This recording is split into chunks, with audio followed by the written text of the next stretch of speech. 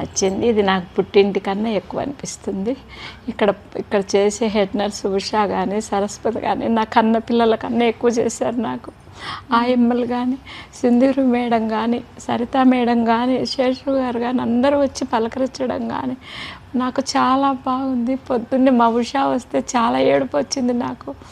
ఏనాటి బంధమో ఇది అనిపిస్తుంది మాకు. నేను బ్రతుకున్నంత కాలం దీన్ని నేను మర్చిపోలేను. ఉండదు, వాళ్ళే వచ్చి చేస్తారు. నన్ను గుర్తుపెట్టుకొని వస్తారు. రాగానే వాళ్ళు గుడ్ మార్నింగ్ చెప్పి మమ్మల్ని అడిగి మా పర్మిషన్ తీసుకొని వాళ్ళు వెళ్తారు. టిఫిన్కి వెళ్తున్నా అది ఇది అని చెప్పి. వాళ్ళు హెడ్ నర్స్లే కదా, ఆ అమ్మాయి మామూలు నర్స్ అయినా సరే వాళ్ళు డ్యూటీ కాకుండా వాళ్ళు చేశారు. ఫస్ట్లో 10 రోజులు అసలు కన్న తల్లి కన్నా ఎక్కువ చేశారు.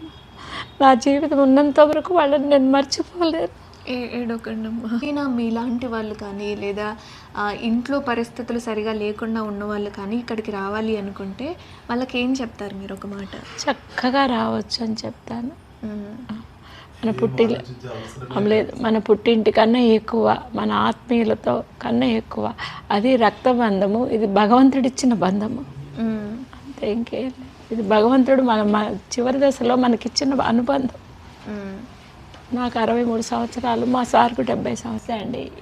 నాకు ఫిజియోథెరపీ సునీత మేడం గారు నాకు చాలా బాగా చేస్తుంది. నా కాలుకి నేను ఎంత సపరుతున్నా మీకు వస్తుంది వస్తుంది వస్తుంది. ఒక టీచర్గా, ఒక కన్న తల్లిగా, ఒక మేడంగా నా కాలు రావాలని నేను ఎంత బాధపడుతున్నానో నాకు రావాలని ఈ సునీత గారు అంత ప్రోత్సహిస్తుందండి. ఏమి చేసేది నేను జన్మలో మరవలేను. నా జీవితం ఉన్నంత వరకు ఇవన్నీ ఒక వారం రోజులకేమో వచ్చాను నేను, రమ్మన్నారు. అప్పుడు నాకు ధైర్యం వచ్చింది. ఓహో, ఆపరేషన్ చేయించినా మనం ఇక్కడ ఉండొచ్చు హ్యాపీగా.